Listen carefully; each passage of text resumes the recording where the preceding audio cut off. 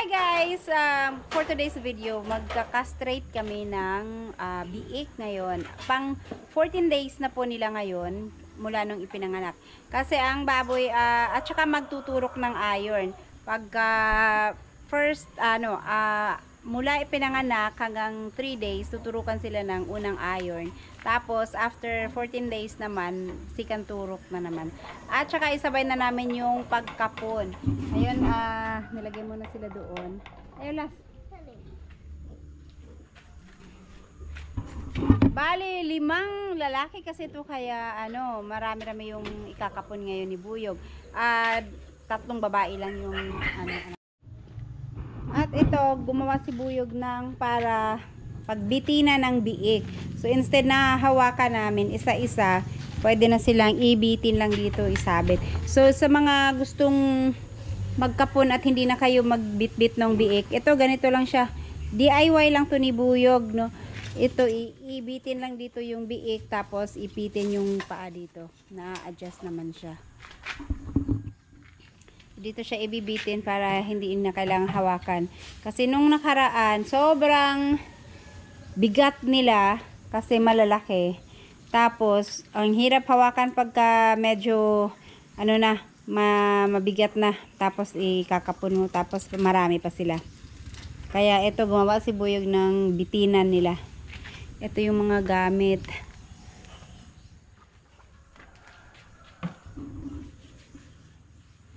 Ito yung ini-inject sa kanila ng iron, Jectran. Naturukan na sila nung 3 days, kaya ito, pangalawang turok nila. Tigilang ml lang yan? 1.5? 1 ml. Tig 1 ml bawat isang biik.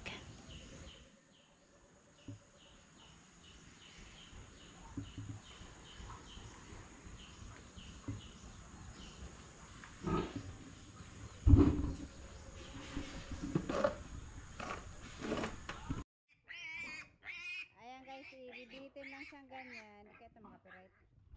Tapos, ayan guys, sininaan ko na lang yung volume niya kasi sobrang ingay nung mga biik. Madalas pag gaganyan nakaka-copyright kasi. Bawal sa YT. Anyway, so yan yung paglagay ng biik. Iipit yung kanyang dalawang paa. Isabit muna dyan. Tapos, ipitin yung dalawang namumove. Yung ganyan, yung dalawa. Ipatong yung paa niya para hindi siya makagalaw ng makagalaw.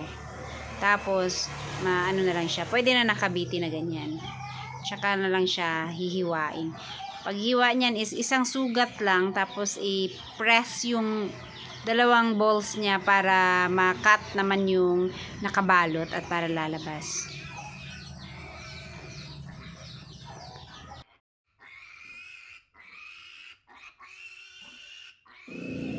Ayan na po, hiniwa na ni Buyog yung niya, itlog para lumabas yung dalawa. Tapos dandahan lang, isang sugat na lang at hindi na siya tinatahi.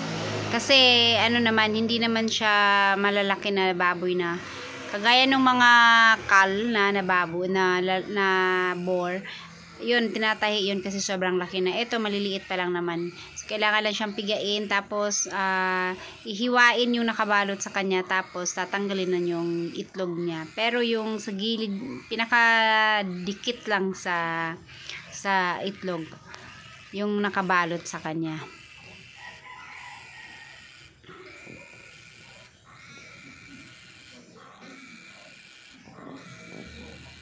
Ayan, bali dalawa, isang sugat lang para hindi siya magdugo ng husto.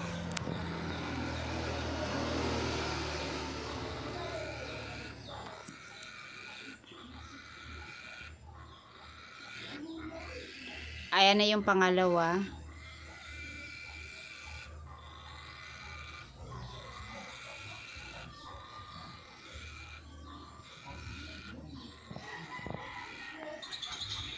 Ayan, tapos kailangan lang siyang lagyan ng bawat isang biik, isang pirasong amoxicillin yung nilalagay. So yan, ibubuhos yan sa loob ng sugat. Lalagay sa loob. Pagkatapos, lagyan ng Combinex. Combinex yung gamit ni Buyog. Dati ang ginagamit namin is yung betadine. Pero pwede din to para hindi siya langawin. Hindi langawin at hindi siya mag-uod. Kasi matagal maghilom din yung sugat nila.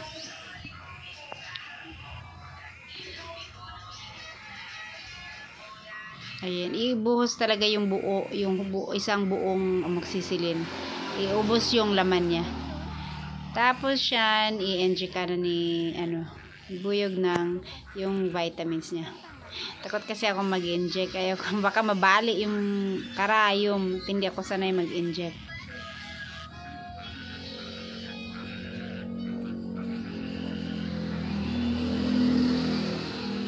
Ayan. So, ayan. Tapos na. Tapos, ganun lang. Hindi na siya tinatahi. Nagdudugo din siya, pero hindi yung sobrang dami.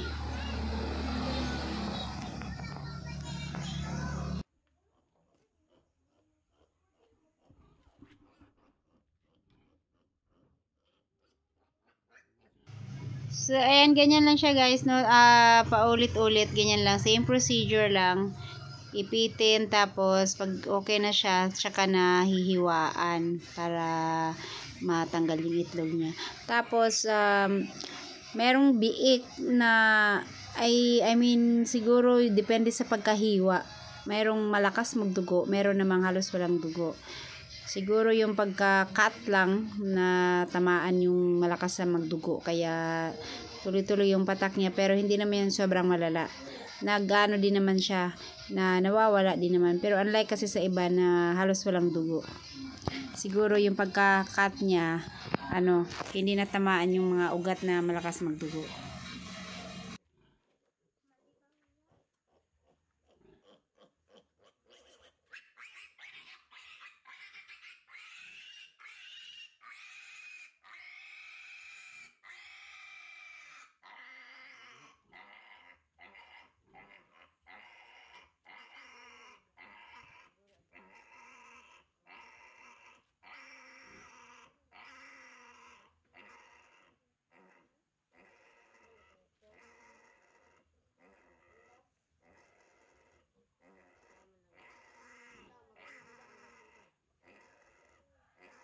Sa gawasan siguro bubuuan mo na di. Hindi sa sunod.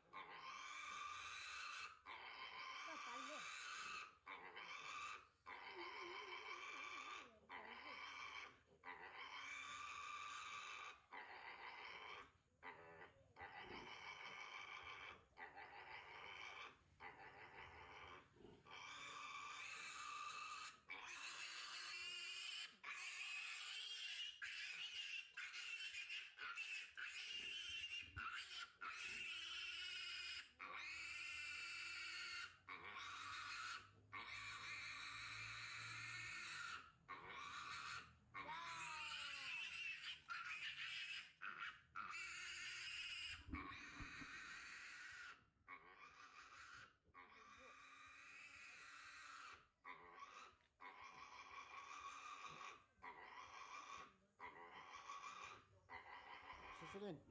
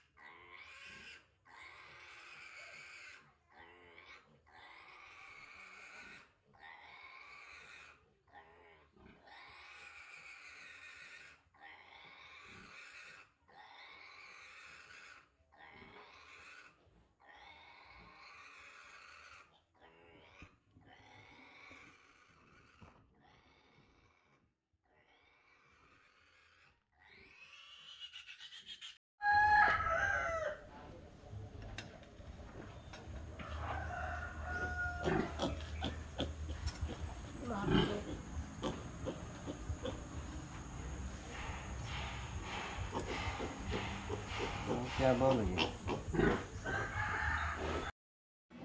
So, ayan, ito na yung panghuli.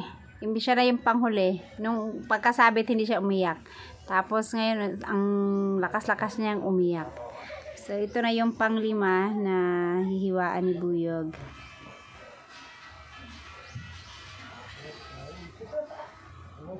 Kung kailan ito yung panglima, panglas, dito siya nahirapan na maghiwa.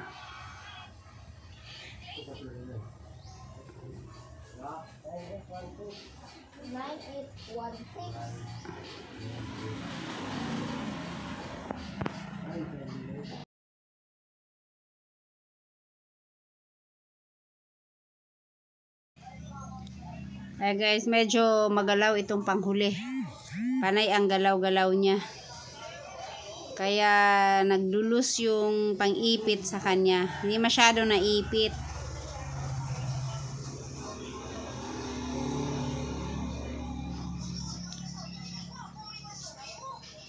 Sobra na kasi siyang magalaw.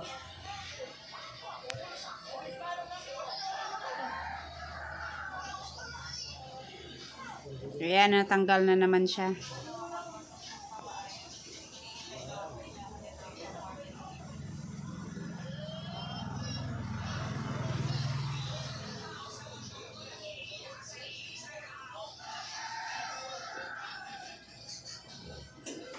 At saka yung isang itlog niya halos ayaw lumabas. Kaya sobrang hirap tanggalin. Ayan, nahirapan si Buyog dito sa panghuli. Magtanggal ng itlog niya.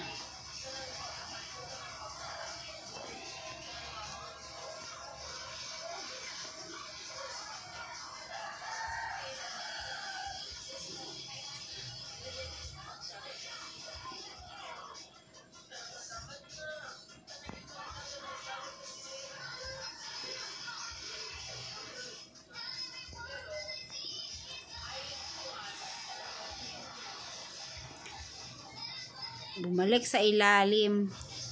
Mahirap nang palabasin. Tapos ang likot-likot pa nito, isa.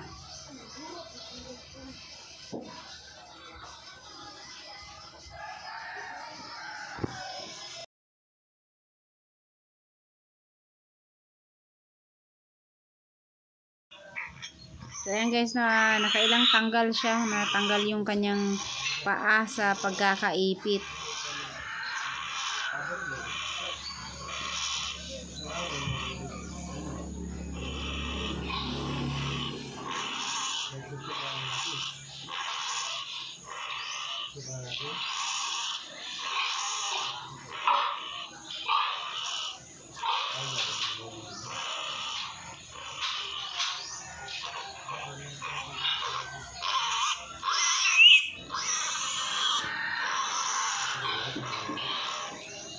Ayun, lalabas din sa wakas, natanggal din.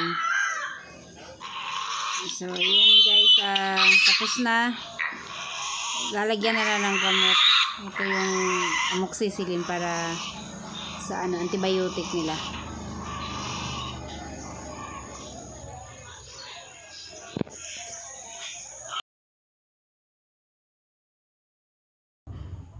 Ayun po guys, natapos din yung 5 na kinapon. So, ayan. Ito lang yung pagbibitinan nyo na para hindi na kayo maghawak sa biik.